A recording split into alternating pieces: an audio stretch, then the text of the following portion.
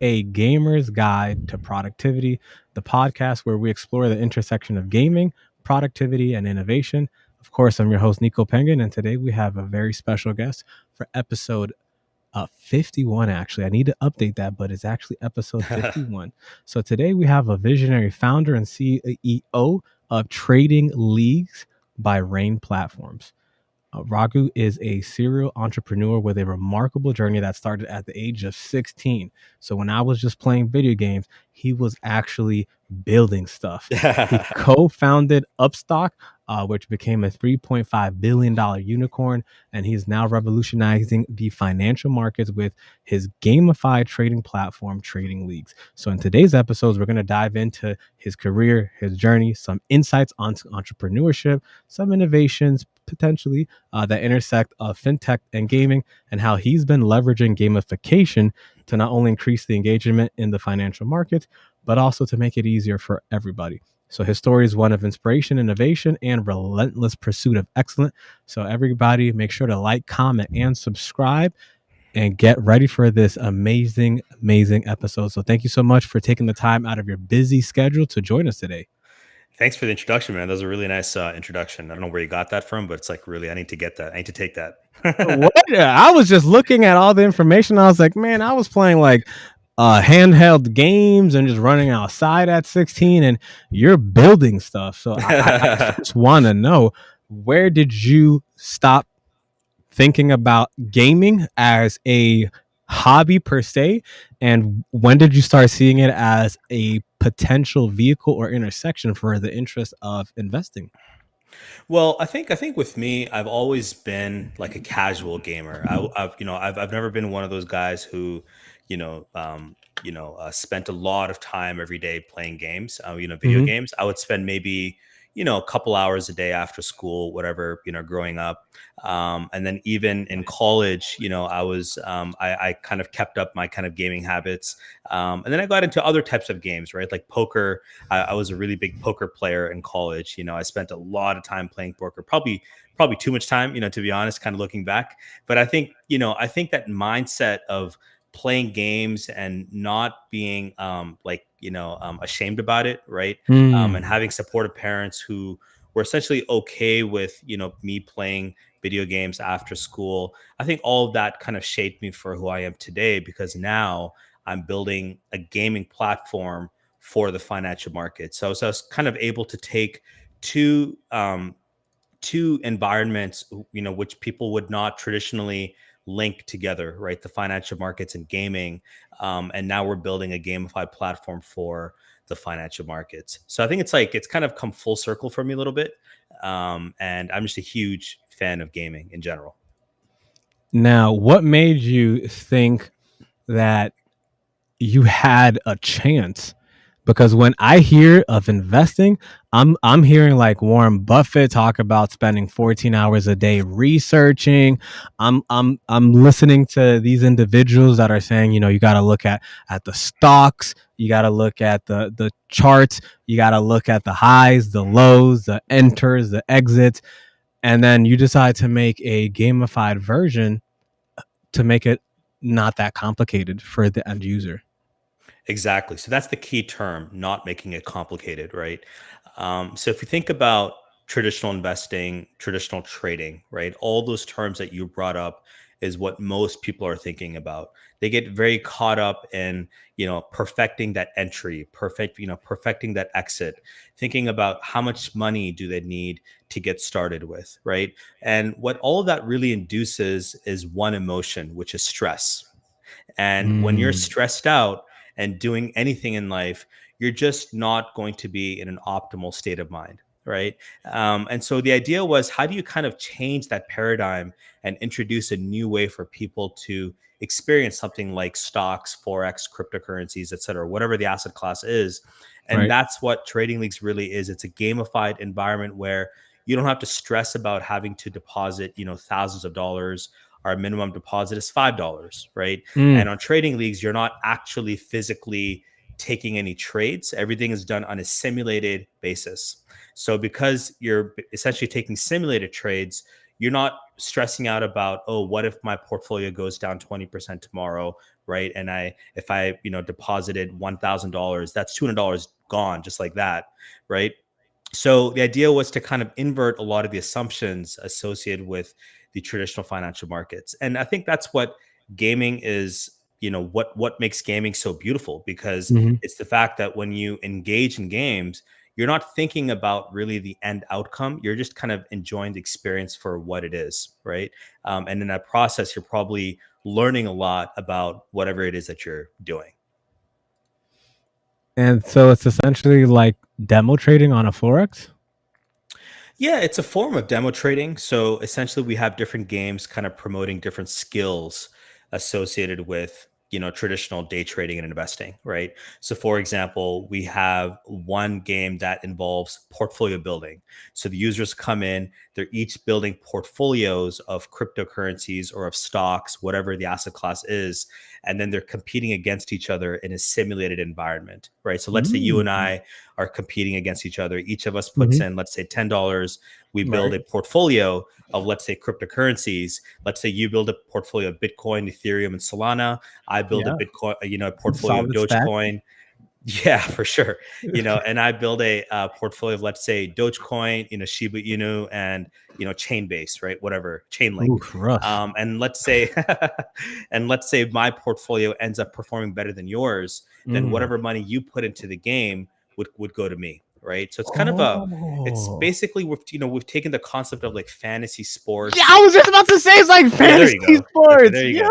Yo. Yeah, yeah, that's the common Oh, element right that's there. Yeah, amazing. yeah, yeah. Oh, so essentially it's putting the money on the line based off of who you think are going to be the winners, and is it for a specific period of time, or what is it measured on?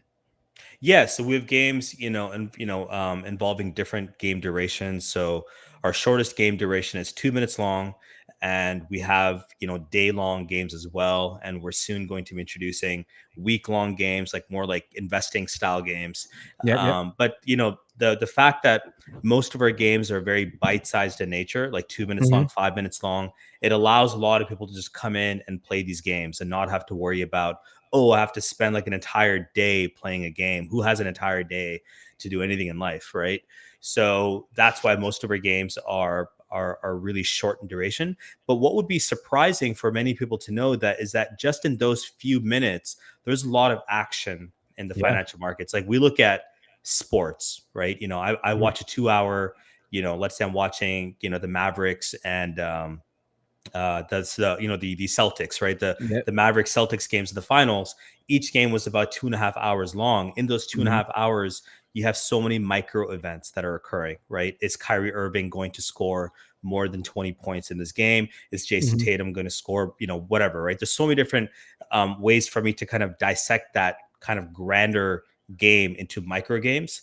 We've Hmm. taken that similar concept, right? Like if I'm thinking about the next 5 minutes, is my portfolio going to perform better than yours? And the good thing about the financial markets is that these products can be very, very volatile. So you're getting that action, right? It's not like the prices are just kind of stagnant and there's Right. nothing Not at going all. on. Yeah. So it's essentially gamifying what you did, because I heard down the grape, down the pipeline, that you turned $10,000 into, what was it, like $2 million through forex trading. So since you already know how to flip the money, it's essentially taking what you did, and now you're just, as you mentioned, you're just capturing that microtransaction of like a 5 minute play for Bitcoin. Is it going to go back to 59K? Is it going to jump up to 60 and 500? And if you bet the down and I bet the up and it goes up, I take that dub. And then if you were like, you know what, now I know the next 5 minutes is going to go down. And so you can just continue endlessly on. But in your case, when you did it, you weren't pitting against another end user per se. You're pitting it, you went against the market and you won. Yeah. I won because of XYZ reasons, right? There's always an element of luck involved with the financial markets. I'm just being That's what very, very winners honest here. always say. But it's true. I think it's true, especially back then, because we were basically building what are called high frequency trading strategies. So me and my Mhm. brother we kind of stumbled across a few strategies that just happened to do very well during that time period. This is between 2006 through 2008. So we were building these models from home. But the good thing for me was I was never under a stress of having to make money, right? I think a lot of Mm. day traders, when they trade, what they actually do is they quit their full-time jobs and they're Mhm. like, okay, I'm going to, allocate the next 6 months or 12 months and try to make some money with the financial markets. It's really, really hard to do that because you're basically Mhm. putting a lot of pressure on yourself. And so in my case, I had just graduated. I had some options in life. My parents were okay with, essentially me just living, in their house. So I don't have, Mhm. many responsibilities. So I was like, you know what, I'm gonna give a shot at trying to build trading models, and I applied my applied statistics major towards the financial markets, and I built some models. Yeah. So long story short, we were able to do very well for ourselves. But yeah, essentially, our models were really based on action, price action, and trying to find like short term price fluctuations that occur, right? Especially in the forex markets. The Mhm. forex markets are just insane, right? So for It's any of your brutal. listeners, yeah, like I'm not sure if you've ever day traded forex, but Demo trading. there you All go. to zero. All to zero. Well, All to that's smart. you went crazy good. I made sure to just stay in the practice because I knew exactly if I can't do this in the demo account, I can't do this in real life when now I'm putting pressure, as you mentioned. And trading is an immense disciplined game where you just lost. And I don't really take too many stop losses. So I knew that that's going to be a big thing because you have to like immediately calculate the stop losses, take your profits, and I try to run the profits, and then in 2 seconds you're oh yeah, this is an amazing winner. I knew I got it right, and then like boom, done. It's like man, I should have took my profits right there. Well, a couple things with that. Number one, the fact that you're demo trading is amazing, right? That's exactly the approach a trader should always take. They should first open up a demo trading account. And once you're consistently able to make money on a demo trading account, making sure your demo trading account accounts for things like, commission and even slippage and things like that, right? So if it's Yes. an advanced demo trading account, it should include all of that, because the markets can be brutal. Like slippage is Hmm. one of those things that most traders don't even think about. And then once they start trading live, they're like, wait, like I was doing so well over here. And now for whatever reason, I'm not making money over here. So demo trading is a great way to get started. But also, there's something called algorithmic trading, which is what me and my Mm. brother did, where we were building our own algorithmic trading strategies, right? See, even on a demo trading account, a lot of brokers allow for the users to actually build algorithmic trading strategies. Now, the first question you might be asking is, what the hell is an algorithmic trading strategy? It's basically when you are coding your rules, right? So you were talking about entry rules before, entry rules and exit Mhm. rules. You can actually code all of that, right? Because if you're saying, hey, whenever, let's assume you're trading the Euro USD and you're Mhm. looking at certain support resistance lines, you can say when this support line gets crossed from the downside, I want to buy the Euro USD and I want to sell it when it hits XYZ number on the resistance side, right? Whatever those Yeah. rules are, you Yeah. can Yeah. Yeah. specify those rules. And there's something called back testing, which essentially Mm. takes your strategy and then Mhm. it's literally testing it across historical data, right? Right. So the idea is, because the markets are driven by human beings, right? Even with all these bots and the rise of AI, all of these bots are ultimately built by human beings, right? And human Right. beings, we are creatures of habit and creatures of pattern, right? So Mhm. those patterns will repeat themselves. So you can test out your strategy on historical data, and if it's consistently making money on a historical basis, then you demo trade it, and then you slowly fund it with money, right? And then once you kind of go through all those steps, you're probably going to make money, because if it's been consistently making money historically and on the demo and live trading basis, demo trading basis, then you're probably going to make money on the real deal. So there is a whole science Mm. behind the madness, but that's actually kind of one of the cool things with the financial markets. And so with me and my brother, we actually kind of thought of the whole thing as a game. To be honest Mhm. with you, I mean, back then, it's not like if you had interviewed me back then, You were like, hey, Ragu, what's going through your mind? It's not like I was going to say, hey, I'm playing a game today. That's not really what was, going through my mind. But it was done in a very kind of almost like a playful approach, right? I was not stressing out about it. And because of that, I was able to, I think, do decently well for myself. Now, I've did take some baby pips courses and forex courses, and I did the whole 9 yards of the demo. I tried doing the same thing, but obviously, when you have two minds sharpening each other, it makes the job easier because then you can review the code. I tried doing the same thing. I tried back testing, and it worked for me. So I want to know, when you started making the gains that towards the end of when you were acclimating it to like the $2 million. In my mindset, if you're that successful, why not just pull out, disappear? You lived a good life. You made some money. Why decide to be like, you know what? Other people need this information, or at least they need a easier way, because it's extremely hard to get in. What made you to say, you know what? Now that I did this, I think I'm gonna, create a little business that's gonna teach others how to either do something similar or make it an easier way to invest, because this is way too complicated. To be honest, man, I think 2 million is a great number. Don't get me wrong. Okay. I'm not trying to sound like I'm like some crazy, billionaire here. I'm not. And, it's just the life of the entrepreneur, right? Everything is Yeah. really in hard equity. But 2 million is also not like a crazy amount of money. It's not, right? Like, it's not like I can retire. Back then I was maybe 24 years old, in 2009. So I was 24, 2 million between me and my brother. It really wasn't that much money, right? Now, if we Mhm. had been talking about maybe $100 million, then yeah, it's like, maybe we don't really need to do much else in life. We can just kind of kick back and relax and maybe just, find some sort of a passion project and just kind of just chill, right? But Right. we weren't there yet. Also, what had happened during that time was my brother had been working for a brokerage in the US called Thinkorswim, right? You may have heard of them, um, Just right? a little. Yeah. So Thinkorswim now, their founder has launched something called Tasty Trade. It's an excellent, brokerage. But back then they were called Thinkorswim, and they eventually got bought out by TD Ameritrade. So long Yep. story short, he was working at Thinkorswim in Chicago, and he saw firsthand like how cool it is to actually build a stock brokerage, right? He was literally working, his boss was the founder of Thinkorswim, a Hmm. really, really cool guy named Tom Sosnov. And so, my brother's name is Ravi. Ravi was like, one day we should move to India and try to set up a stock brokerage, right?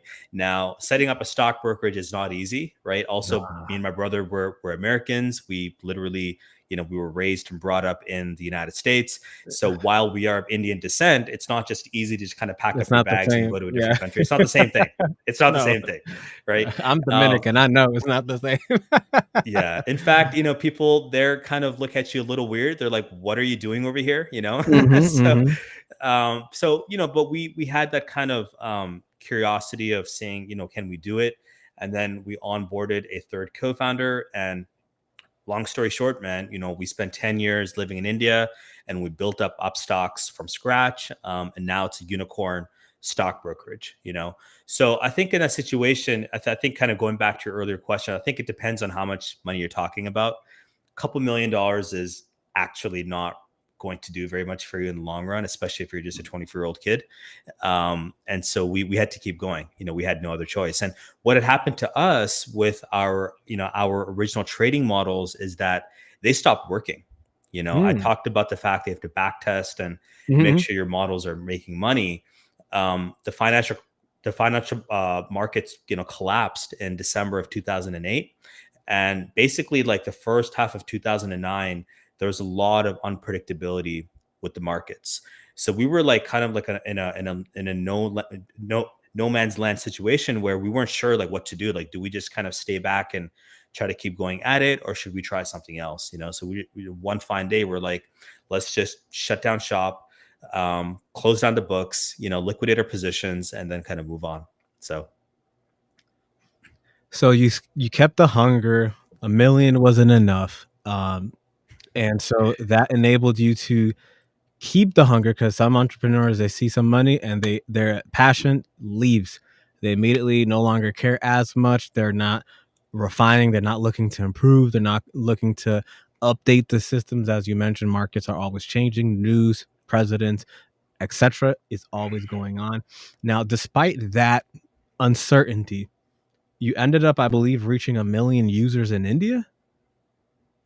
Yeah, so Upstox now is doing phenomenally well, right? And really, it's also due to my co-founders over there. You know, back then we had two co-founders, and then we onboarded a fourth co-founder, right? So there's four of us in total. So Upstocks was able to grow from zero, and now they have more than 10 million unique users in the Oh, country, wow. right? Basically, it's like a Robinhood for India. It's a discount stock brokerage, right? Mm-hmm. And we were able to do well because of a couple of reasons. Number one, pricing, right? Pricing always matters, and we were one of the first brokers in India to actually offer a discounted pricing model. Mm. So this is kind of crazy, but the way brokers used to operate in India is when they charged you commission, they would charge you a percentage of the turnover, right? Mm. Not even a flat fee. So for Mm-hmm. example, let's say you were doing, a $10,000 trade, right? They would charge you, up to 1% of that as their commission, right? Mm. Now, when you think about the cost of doing business from the broker's angle, it doesn't matter whether you're trading $10,000 or $100,000 or $100, right? Right. The trade is a trade. So the cost of running the transaction is the same for all those, all those situations. And yet the original model in India was that brokers were charging a percentage of the turnover. So we went over there and we introduced a flat pricing model, right? Where we basically charged, it's rupees in India. So 20 rupees, which is about 25 cents per trade, Mm-hmm. and we were, Yeesh. yeah. And that was a big deal, man, because at Huge. first, people were like, wait, is this real? Like, is this Yeah, actually happening this right is a now? scam. You're This is a scamming Indians. scam. And then the crazy thing, Nico, is that a lot of these old school brokers, what they would do is they would have like hundreds, sometimes even thousands of offline locations, right? So what they would say Mm. is, hey, you don't know what you're doing, so you need to come to one of our offices, and we need to guide you on how to trade, on how to invest, and that's why we're charging you a percentage brokerage, right? But that's not the way we work as human beings. We actually want to do things ourselves, right? We are a Right. DIY kind of species, right? So we're like, no, we're not doing that. We're just going to have everything be online, and that allowed us to grow, right? Number one. Number two is we actually felt we had a better product than the others as well, so we were able to compete on both pricing and product, and because of that, we were able to grow very quickly. We raised capital, 2-3 times, and now Upstox has 10 million users. Now I resigned from Upstox a couple years Mm-hmm. ago. I Mm-hmm. resigned so that I could move back to the US. I wanted to raise my kids, in the US. Took a sabbatical, and then I started TradingLeagues, which is the Gamified platform. And so just so the so those that may not be aware, Trading Leagues is currently your target audience. Is it in India still, or is it global? Is it US based? Who would you say would be your targeted audience? And are you trying to make it a global thing? Yeah, that's a great question. So we launched the application on December 1st of 2023. So exactly 7 months ago, as of today. And the product is a country agnostic global offering, right? So the user comes in and they actually deposit using crypto. So one thing we Mm, realized at Trading Leagues is that the world is moving towards crypto, right? right, Those of your listeners who don't want to acknowledge that, I would say that's too bad, right? Because it doesn't matter what you think, because right, the world is kind of going towards a crypto first world. And I think my kids are going to be transacting exclusively in crypto when they grow up. That's just right. my strong opinion. So we're like, you know what? We're going to allow the users to deposit using crypto. We're going to Hmm. make it, it's a global offering, and people are competing against each other globally, right? So that was one of the decisions we took. And then we just launched the app on December 1st, and we're like, let's see what happens. Let's see what happens. Are Americans going to come? Are Europeans going to come? Are people from Africa going to come? Southeast Asia? Let's see what happens. And what's interesting is that our number one user base is Nigeria.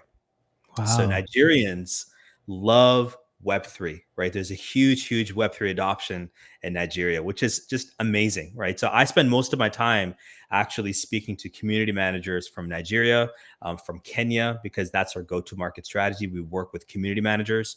So, Nigeria is our number one country. Then it's India, right? I think Hmm. because of the fact that me and my co-founders were Indian, and we initially tried to do something in India with TradingLeagues. We had a lot of people from India continue with us, and then we have users from Indonesia, Philippines, Kenya. So a lot of the Oh, wow. Southeast Asian countries, and also African countries as well. And now we're looking to kind of expand into Western Europe and eventually the US as well, right? What happens on TradingLeagues is a lot of the prize pools are very, very small. So you're Hmm. coming in, you're depositing probably $5 to $10. Most of the games are like between 50 cents to maybe $2. So to be very honest with you, a lot of Americans are not going to find that super lucrative, right? Right, They're right, like, right.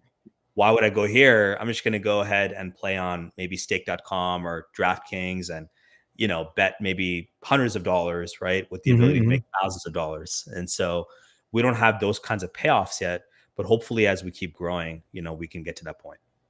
No, but then that means that initially starting to get the ball rolling, to get the snowball, the little snowflake, to get a nice size chunk, to eventually get an avalanche. But to start off now, it's the targeted markets where 30 cents of USD, even a USDC coin, is a huge amount for them, like in the countries that you mentioned. And so for them, that could be like, a couple days worth of savings that they're putting into the platform. And of course, they got to sign the disclaimers and like, yeah, you're willing to lose that and stuff like that. But they're willing to lose this in order to maybe gain 2 or 3x of that, which hopefully that would be the ideal user, is the one that gets used to finding those patterns and consistently wins. So that way they can tell others and be like, hey, listen, I'm making some money off of this. Um, Exactly. Now, a couple things over there, right? That's exactly right. Now, from our case, we know that this is a negative sum environment, which means if I have 1,000 people playing, obviously most of them are not going to make money, right? mhm. Because everyone is just putting their own money, and it's one of those kind of situations. But what makes us happy, man, is the fact that even if the user comes and loses money potentially, right? They are now spending hours playing games involving the financial markets. Right. For most of our users, they have never really dealt with cryptocurrencies or the financial markets, right? Hmm. 75% of our games on TradingLeagues involve cryptos. We also have stocks and forex, but Hmm. because cryptos are just so volatile, they just love playing games involving crypto. Now, when they come, the average user spends more than 1 hour on the application every day. So they're spending a Mm. lot of time, right? Now they may make money, they may not, they may not make money, but in that process, they're learning about how Bitcoin can be very volatile and how these asset classes can be volatile. So that one day, if they do want to invest in cryptocurrencies, they're going to be much more confident to be able to do so, right? Because they understand that these things can be volatile, which is not usually the case, right? Like usually what happens is we go on Instagram, we see some influencer talking about some NFT or trying to hype up some new crypto, and we're like, oh wow, because they're doing it, I'm going to do it too. And then before you know it, like you can just be wiped out. It happens all the time. So we're trying to prevent those situations from happening, you know? Now, I did want to ask, since you mentioned that you also dabble in the stocks on Trading Leagues, is it open after market close, or is it only during that specific time frame? How does that work? Yes, if you're playing games involving stocks, then basically it's only going to be open during those hours. So, for example, if I'm playing games involving US stocks, it's going to be between, what is it, 9 to 3:30 EST, right? So the games are only going to be operational during that time, which is why no one really plays games involving stocks. Again, I think the stock world is very outdated. The action is on crypto, the action Yeah. is on forex, right? Because Both of those markets are 24/7, and they're very, very volatile, and they react to news, right? Like Bitcoin reacts to like the craziest things, and there's so many cryptos, and it's a very, very liquid market. One thing I didn't know when we launched Trading Leagues is just how far the markets have come over the past few years. I think COVID changed a lot of things. A lot of people got Hmm. interested in these things after COVID. And now you have like hundreds of very, very liquid, cryptocurrencies. Liquidity is very important, right? I'm sure you're aware of that. So, Hmm. so maybe back in 2018, if you wanted to day trade cryptos, you had maybe just a few options. Now, if you go to a Binance or Coinbase, you're going to have a lot of liquid cryptos, which are moving to the Hmm. craziest thing, the craziest news. And so you can actually have that ability to actually make money, which is obviously very important. And then since you mentioned the liquidity, it definitely made me think of a nice question. If you don't want to answer this, feel free to skip because I mentioned I have plenty of questions. So since you Okay. mentioned liquidity, do you have to have a KYC, a know your customer, for them to be able to withdraw? Yes, 100%. That's Okay. a great question. So we definitely have a KYC process. Our, general motto with regulations and in all these things is that we want to always follow the rules, right? Okay. Even if there is no hard rule. So there's no hard rule that says we have to KYC our users, but we do that because it gives comfort to the end user, and it gives comfort to our investors. It gives comfort to everyone, the whole ecosystem, but it's Hmm. also kind of a pain in the butt, right? Because now the user says, "Oh, when I withdraw, I need to KYC myself." Yeah. But in the long run, these things are very, very good to do. So for any listeners out there who want to maybe start any sort of a gaming product or whatever it is, anything to do with real money, always try to follow the rules, follow the regulations, and do these things like KYC your users because it pays itself off. It's kind of a it's kind of a hassle in a certain ways for the users to KYC themselves, but it builds trust, right? Which is the most important thing. And that leads me right to my next question is how do you end up navigating that fine line of this is not really a regulation, and if I do this, maybe in a couple of months there might be some sort of a law in another country that bars me from doing that. So how do you navigate these continual changes for web3, for crypto, and for trading leagues? How do you navigate these regulatory challenges that are continuously popping up? So the world of crypto in itself is very different from what we do, right? Our users are not actually buying and selling crypto on Trading Leagues. Okay, Mm. that's the key difference between That's the simulation us. you mentioned earlier, right? Exactly, right? You're not buying Mm. and selling anything on Trading Leagues, actually. All you're doing is you're moving money from your wallet, right? Your MetaMask wallet or whatever Yeah, yeah. third party wallet you want to use. You're moving that money to our custodian account. And Mhm. then we're just basically having our users play games, right? So it's not like we're taking your money and then we're allowing you to buy Bitcoin tomorrow. So because of that, we don't deal with those types of regulations, right? Okay, okay. If you've been following the news with Binance Yeah. and other crypto exchanges, they're facing a lot of issues because one fine day, the country may say, you know what? We don't want users in our country to be able to buy and sell crypto anymore. Right. Mhm. So there is that risk that a crypto exchange always has to take on that we don't have to take on because we are ultimately just a simulated environment. Right. And when it comes to gaming, we basically abide by the regulations and laws of real money gaming. So there are a few countries where real money gaming is basically completely not allowed. Mhm. Those countries include Japan and Sudan. In fact, those are the only two countries. Oh, So wow. now, if Short list. tomorrow, if whatever, right? If a certain country wants to ban real money gaming, then there's nothing we can really do about that, right? Of course, the users can probably VPN themselves if they really wanted to. There's nothing that we can do to circumvent that. We don't recommend it. I'm not trying to recommend that at all to our users, but we basically abide by Disclaimer, the disclaimer. laws. That's right. So I think it's pretty simple. You just kind of follow the rules, and kind of just don't be stupid about it. You know. No, that makes so much sense because you're putting yourself in a safe space where you can't necessarily get taken down, and if need be, you can adjust certain things. So that's actually pretty innovative. And I also want to know, does that also mean that in the future there's going to be more different simulated activities or games that you can have the small little fantasy trading leagues kind of activity with, or right now you're just focusing on the stocks and the financial markets?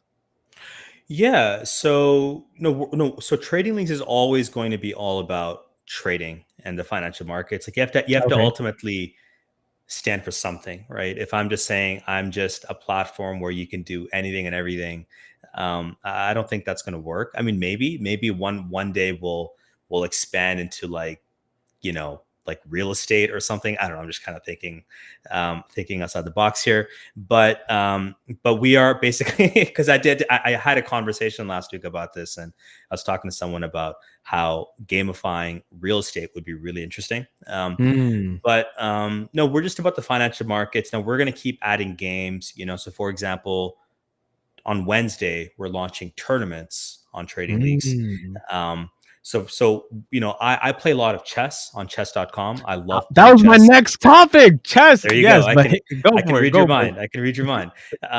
But on chess.com, there's a really cool thing called tournaments on it. chess.com, Mhm. right? Where you join the tournament, it's free to join. But then it's like a 2 hour long tournament, and then you're playing against people, and then your rating basically goes up and down a lot more than it normally would, because you're paired up against people of different skill types. So we're launching a very similar concept on Wednesday on Trading Leagues, where we're going to be launching tournaments, where it's the same exact concept. It's a limited time bracket, and you're playing games against other people, but you have the ability of actually making a lot more. So we think a lot of our Mm. skilled players are going to come up, are going to come in and basically play against each other, right? Which is a really cool idea. So we're going to keep expanding. We're going to keep doubling down on the gaming element of things. That's the direction that I personally want to go in. I think this all kind of ties back to your first question. My background as a gamer. I think me and my co-founders, we love gaming. We're not like hardcore gamers. My co-founder more than me. He does play a lot of Call of Duty. But I think we want to keep doubling down on the gaming elements with Trading Leagues, because that's really what makes it a very unique product. Oh no, it's super unique. And since you touched base on chess, I was going to ask you how playing chess enables you in your professional life to have a better way of strategizing and making the most effective decision making based off of the options enabled, since you mentioned you can't do everything. So if you're niching down, if you have a set amount of moves that you can make, how do you think chess either helps you in any regard? I think chess is one of the coolest games ever invented, man. I'm just being very honest. I think it's such a fascinating game, right? Because first of all, I call it the great equalizer. You can have a 2700 rated player, maybe not 2500 rated player, and if he plays Magnus Carlsen, he's going to lose, right? It's Mm. just one of those things, right? The 2,500 rated player is in the top 0.0001% of all chess players in the world. And yet, when he plays a guy like Hikaru or Magnus Carlsen, he Hmm. is going to lose. So you have to put your ego away in chess, right? It Right. equalizes, it just humbles you right away. Number one. Number two, there's a lot of kind of finer points to chess, right? Which I've kind of appreciated over the past few years. Basically, after COVID, I started playing a lot more. I played a lot as a kid, and then Hmm. chess wasn't very cool when I grew up, so I stopped playing, Same. and then right, and nowadays it's just very very popular. Pop it, right? I'm like, what the Yeah, heck? Where was this when I was a kid? I was in the chess club and only 5 people were there. exactly. That's exactly me as well, right? And now, my older son, he goes to chess club, and there's like so many kids, like dozens and dozens of kids. So with chess now, there's multiple things going on. There's strategy, obviously. You have an opening strategy, you have a mid game strategy, end game strategy. The more you play, the better you get, right? There's also a psychological element to it. Like if I'm playing you, let's say we're playing a 10-minute rapid game and you're blitzing out your moves like very, very Hmm. quickly, that is probably going to intimidate me at a certain level. I'm thinking, man, this guy really knows his stuff. I need to speed up my game. So a lot of That's how I mind really play. games. That's how I play. There you go, right? Which is not a and bad strategy, by the way, which is and actually, yeah. and funny about that is because my strategy is really just to counter what you do. So I just gotta act like I know what I'm doing, and this is what he's doing. I'm gonna just a counter. I'm gonna just counter. It's like, dang, this guy knows it. It's like, nope. I'm just making sure whatever you do, I'm putting my pieces in a counter position to either attack a better piece or just to make it seem like I know what I'm doing until I see a mistake. Then that's when attacking. Like, oh my goodness, like he was aiming for this the entire time. I was like, I had no idea. I just saw a mistake and a pounce. That's actually a really, really good strategy, right? So sometimes what I do is when I'm just kind of playing a game, and if I don't have a specific strategy, what I'll say is, you know what, I'm going to play safe moves, and I'm going to wait for my opponent to make a mistake, for them to blunder, Mm. and then I capitalize, right? There's so many other things with chess as well. There's this whole concept called tempo, right? Which is essentially, let's say you and I are playing. If I can play a move and force you to make a move, and then I can play a second move after that, I'm basically gaining tempo. Like I can basically, let's say I take out my bishop, I check you, and then you block it with a pawn. And Hmm. now I bring out my knight, right? I have now developed two pieces and you haven't, right? During those two Hmm. moves, which is a very small little thing, but those small, small advantages add up. And then eventually I'll have a better position than you, right? So it's almost like you're going to war, right? Like you have your own pieces, the opponent has their pieces, and you're trying to get to that king as quickly and methodically as possible. So a lot of things going on over there. And then of course, it actually sharpens your mind as well. So I love playing chess. I tell everyone that I know to play chess. My kids play chess. My dad now plays some chess. Um yeah, if you're listening to this, play chess.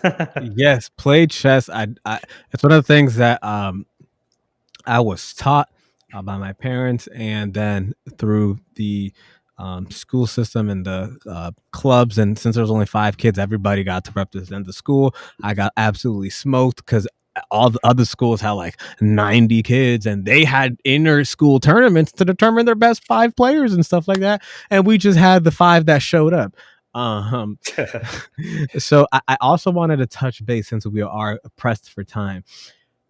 A lot of people will hear what you say and they might say, oh my goodness, this guy is like a super whiz. He must have like 180 IQ. He did it just with him and his brother. For those that may not be aware, have you had any mentors along the way or any guidance, any coaching, any individuals that provided their expertise or their wisdom and gave it to you, whether it was because you gave them some equity in the company or out of the will of a goodwill of their heart, they just bestowed upon you this information or a connection, just so those that say like, I'm a lone wolf, I'm gonna do just like how he did with his brother. What happened with that? So I think having mentors in life in general is super, super important, right? I don't think I specifically went out of my way to seek a mentor. I don't think I knew that much back then. But fortunately for me, I think I always had certain mentors. Um, I went through a phase like, after I graduated. When I graduated, I was really, really overweight. And one thing I wanted to do was to get myself into shape. Right. Mm-hmm. So between those years when, my brother and I started trading, I also got into like working out like every single day. Right. I got into like really, really good shape over the span of like 2, 3 years. And there essentially I had a coach. I had a coach.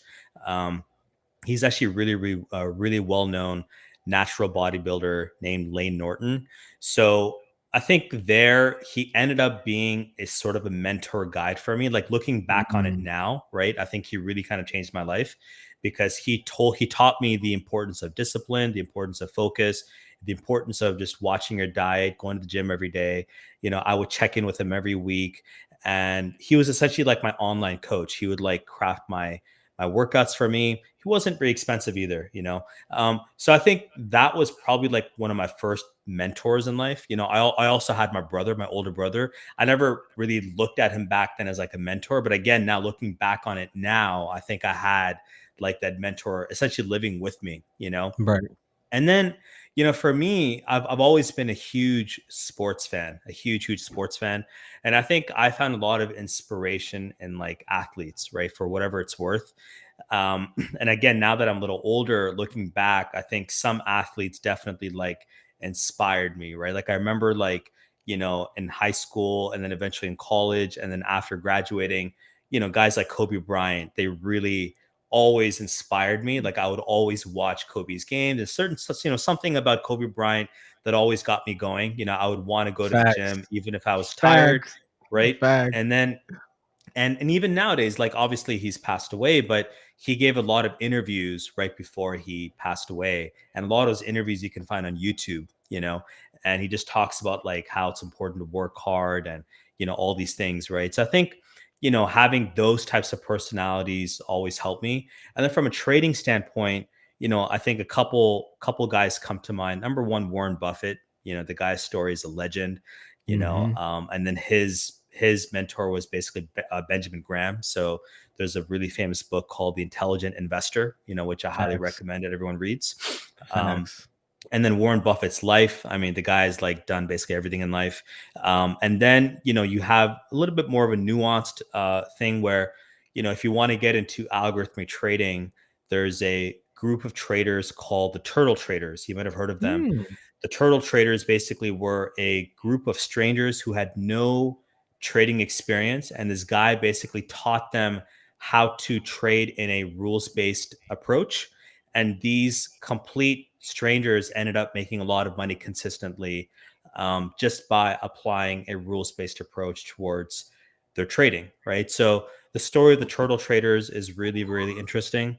And then finally, the founder of Renaissance Technologies is a guy named James Simons. He just passed away, actually, sadly, last month. But he is the founder of Renaissance Technologies, which is a legendary quant fund, right? So reading up on James Mm. Simons' life and how he basically went against the grain and set up something like Renaissance Technologies is like really, really inspiring, you know? So yeah, if anyone wants to get into algorithmic trading, I would highly recommend looking into James Simons' life and also the Turtle Traders. Okay, so I got so much I want to talk about. That was so good. Okay, so you do so much and you still have time to research, have time to look at Kobe, get inspired, listen to others, review.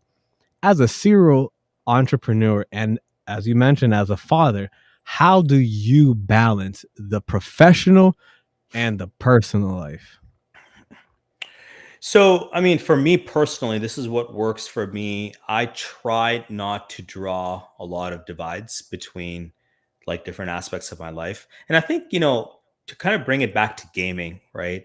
I always try to take like a gamified approach to everything in life, you know, even with parenting, right? It's all Mhm. about kind of experimenting a little bit, not taking things so seriously, right? Like, you know, ultimately you're just a dad and they're kids and you want what's best for them. You know, I'm not trying to trivialize things, but there is an element of like just trying to have fun with the whole thing, you know. Same thing with work, same thing with building a business. You know, if you take it like super serious and you're always stressed out, then I don't think that's going to work out for you in the long run. So I try to not, you know, blur the lines, or I try to blur the lines a little bit and not try to compartmentalize my life too much. It's what's worked for me, and you know, we'll see what happens in the future.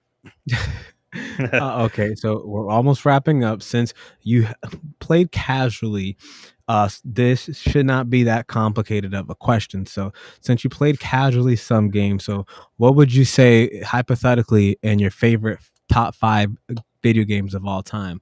What would they hypothetically look like? So definitely, I think my first game that I really like loved was Super Mario 64, right? The Nintendo 64. Mm. I remember just like being obsessed with that game. Like every day after coming home, I would just spend hours and hours. Zelda, you know, Zelda as well. And then I got into like a lot of like sports games. So I would have to say probably FIFA, Oh, okay, we got Madden. FIFA. What Yeah. years? FIFA was, I mean, even now, I just got the latest FIFA, but my kids and I play FIFA because they also play soccer. So it's a great Mm-hmm. way to bond with your kids. And then growing up, yeah, I think I got like all the FIFA games. Like every couple of years, I would get the latest one.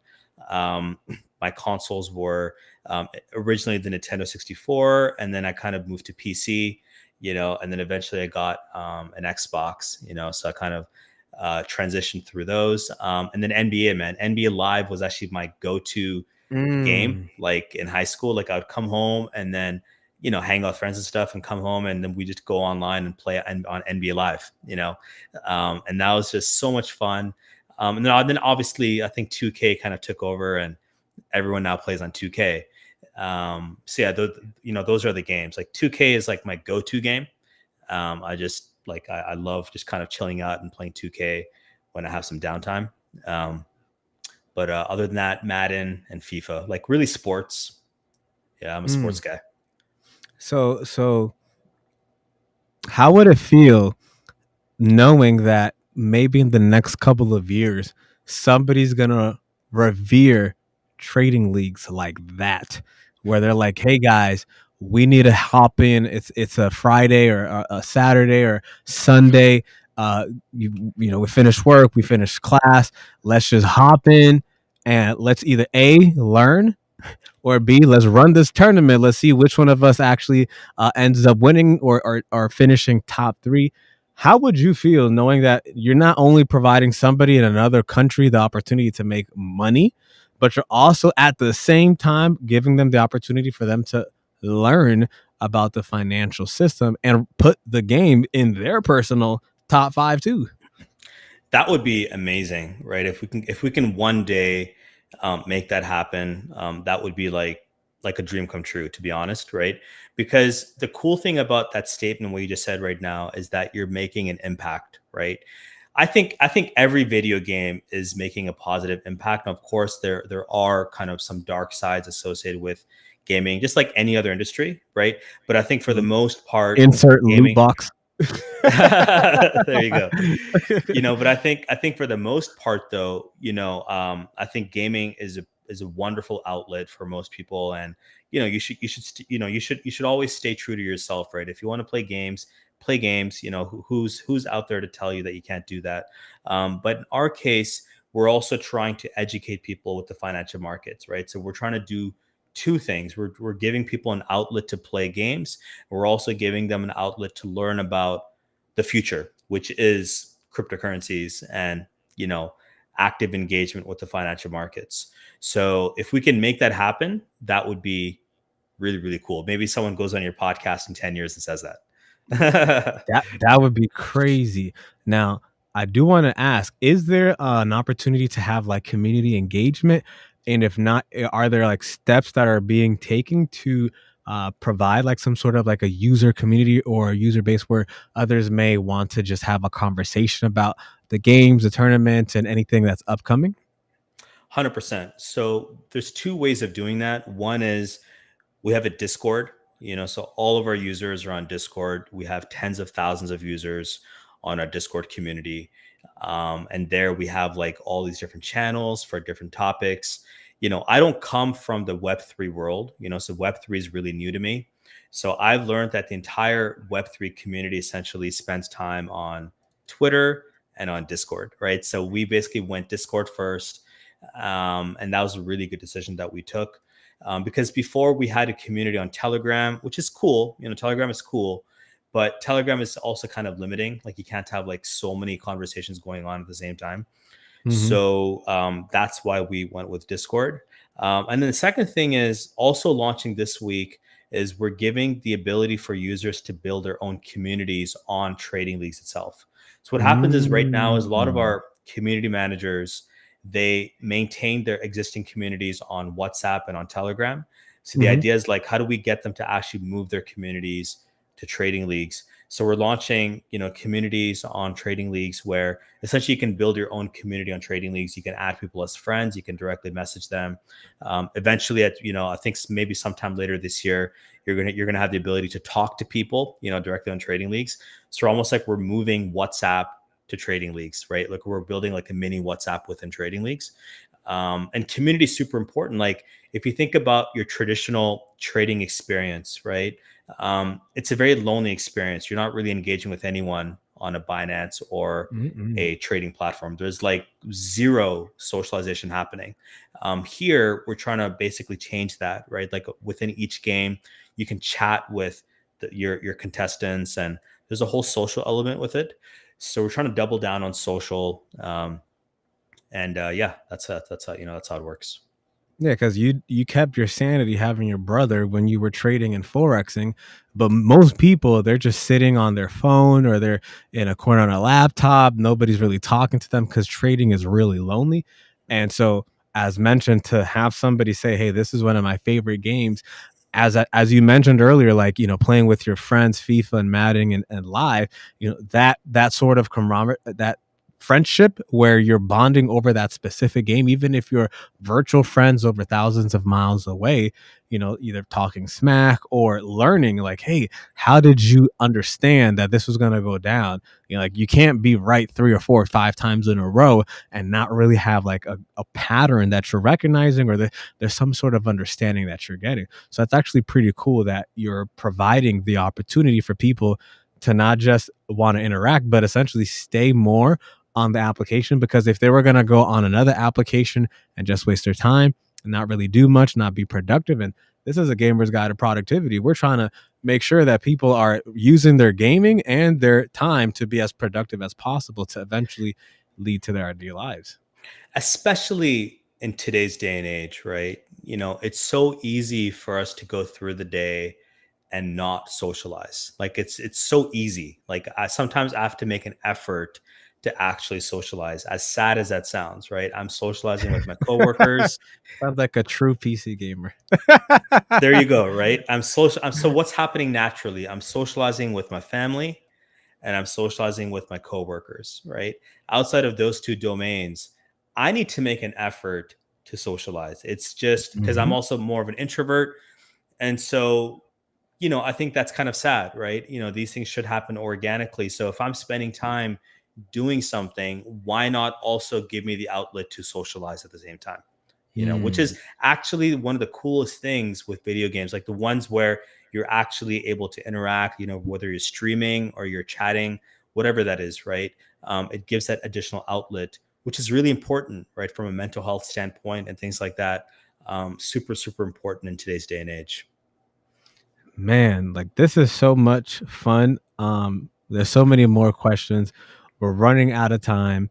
I would want to ask you for those that are thinking of A, being an aspiring entrepreneur that want to do their own thing, and B, those that do not like that because they don't like that pressure and they'd rather find a skill that really resonates with them, something like web development or IT support or even customer service.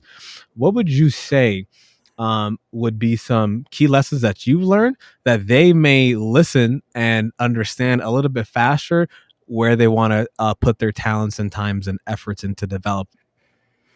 So it's really funny you ask that question. I always call myself an accidental entrepreneur. Like I never wanted to become an entrepreneur. I didn't ask for that, to be honest with you. Okay. Wow, really? 100% because I Wow. traded because I wanted to trade. Like I just wanted to trade and I Mm. wanted to see whether I could make money. And what's funny is we actually became entrepreneurs when one day we decided to incorporate a partnership, my brother and I, right? And we did Mhm. that to save on taxes. So the only Mm. reason we became an entrepreneur was to save on taxes. So what I would always say is, like, as cheesy as this sounds, follow your passion. Just follow what Mm. you are good at and what you want to do. Both of those things, right? Like what you're good at, which is important, right? Because if you're not doing something that you're kind of naturally good at or naturally inclined at, you're probably not going to do well with it. I'm just, Right. you know, that's my opinion. And number two, you want to do it as well, right? So if you check out both of those boxes and you just spend a lot of time, it could be anything. Hmm. You can turn that activity into like entrepreneurship, right? If you're a web developer, you can start your own web development company, right? Not saying you have to do that, right? Right. But if you did want to do that, you have that option. You can literally take any skill and turn it into a company. As crazy as that sounds, including gaming, right? It's actually, I would say, especially gaming, because gaming is taking off. It's a multi billion dollar industry. Everything is becoming gamified. A lot of products now, they're actually trying to gamify existing non-gamified products, right? Like every Hmm. every product out there is trying to introduce gamification to the product offering to get that user a little bit more hooked, Right. and get them to try to enjoy the experience a little bit more. So there's an angle to everything. What I would always say is do what you're good at, do what you want to do, and keep at it. Just keep at it. Okay, now this is another question that just popped off in my head, and again, you don't have to answer if you don't want to. If you had an ideal partnership with a company, whether they're looking for merging and acquisition, whether they're just looking for like a one-time collaboration, or whether they're looking for like a long time 12-month kind of like a working deal, are there specific companies that you are already looking at now, like, man, I would love if this company just like reached out to us, like I would love to do something with them? Is there any company that you have like, yeah, I want to talk to this? So no specific companies. I don't think anything really comes to mind. I think for us, it's always about synergy. Like we are always open to collaborating, right? Especially Okay. with what we're doing with trading leagues, because we are at kind of like a weird intersection between gaming and crypto, you know? So like even with speaking to investors always ask me, are you guys a gaming company? Are you guys a crypto company? What are you? Right. And so I think defining that has kind of changed over time. It's actually evolving. We're actually turning more and more into a traditional Web3 company. So we're always open to collaborations. But I think for us, it's also about being true to ourselves, right? Making sure we're not kind of just like boxing ourselves into a corner. We want to be open to different things. And we do a lot of things in house. So most of the work that we do is in house, and we'll keep growing organically. I think that's the goal. The reason I say that, because my Yeah. mind is always just like spinning as you guys see these like this is how my mind is always continuously thinking of new information to discuss. So throughout this conversation, it just like clicked on me when you were mentioning like you're launching the tournament. How impactful it could be to I don't know, eventually just have an in-person tournament, and see how many people want to come, because I've been to gaming tournaments and it is amazing. I've been to League of Legends tournaments. I've been to Counter Strike tournaments. I've never been to an investing tournament Yeah, ever. And 100%. and, and as So, you mentioned that, I'm like, yeah. this sounds interesting. I would love to see It's someone lose all their money or make a ton of money. Like that's amazing. so it's really funny you said that, man, because we're actually thinking about doing this exact thing right now in Nigeria. So about 40% of our Mm, users are from Nigeria, and it's just a really cool ecosystem that they have over there. So one thing we're literally thinking about doing is hosting like a day long like event, right, where a lot of our users can come, they can hang out, they can meet other people, they can sit down, bust out their phones and just play, right, and play against each other. mm, But they're also getting that social outlet as well. So right. that's something we're thinking about as well. But obviously, right now we are kind of an online platform. All the action happens online, but I think hosting offline physical events is something we do want to do. You want to make sure there's enough action there as well, right? Like you don't want like Right, five right. people to show up. So as long as as long as you have like hundreds of people at least showing up, then it actually kind of works out. So definitely in the pipeline. So if anyone's listening to this, if you guys follow our Instagram, that's something you could probably follow as well over there. Oh man, that's amazing. I'm gonna do my very best to just cut it there. I got like 15 more questions, but we need to we bring you can do back we can do a on board. part two. I'd love to do a part two. Yeah, let's do it. Yeah, we definitely got to bring you back because my mind Yeah. is flowing. This is one of again, this is one of the things that I really, really like because this is what enables individuals that look like us, sound like us, come from where we come from, to have the opportunity in your case to turn 10K into 2 million. It enabled me to be able to get some real estate, and so just having some insight into what investing is, even though in my case I just did the dividend reinvestment plan, just put here dollar cost average, don't look at it because I'm not smarter than the next guy or the next AI robot that can time the market. I'm just putting in, and then when I need it, I'm gonna take it out. So I definitely appreciate everything that you explained to everybody. Guys, make sure to like, comment, and subscribe because that does bring us to the end of another enlightening episode of A Gamer's Guide to Productivity. I do want to give you the opportunity, if you want to give everybody the opportunity to let them know where they can follow you or where they can support you if they're interested in trading leagues. Obviously, I got it down there, but from your mouth would sound way better. For sure, man. So first of all, thanks for giving me this opportunity. You can follow Trading Leagues on Instagram. We're at Trading Leagues HQ, and then I think that's our Twitter as well, Trading Leagues HQ. And then you can follow me on Twitter, Ragu_Rain. So it's RAGHU_RAIN. And Perfect. also our website is tradingleagues.app. So if you do want to go ahead and check out our platform, check it out at tradingleagues.app. And guys, their website is absolutely fire on mobile and desktop. It is amazing. I love a good website. I love a good design. This website is amazing. It will get you hooked on, so discretion is advised. uh, so thank you so much once again for joining us today, sharing this incredible opportunity for those that may be listening in a third world country and they're like, what? I want to get in on this. Well, check out all the details. It's in the description below. So again, appreciate you for providing listeners the opportunity to have this amazing chance to learn more about the market, learn about investment, sharing your personal journey and your insights, explaining how you turn some little bit into a lot through forex trading, founding a platform, enabling essentially your whole life to just be one step at a time, just like chess, one move at a time. Um, and so again, we got to bring you back. Guys, if you enjoyed this episode, be sure to check out tradingleagues.app by Rain Platforms. And there you can actually have an opportunity to actually invest, learn more about the investment markets.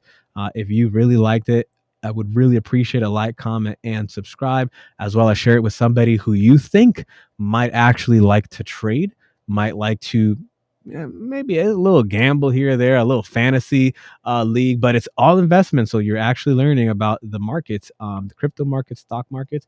Make sure, guys, to stay productive, stay inspired, keep pushing the boundary of what's possible. Until next time, this is Nico Penguin signing off from A Gamer's Guide to Productivity. Keep leveling up and grinding.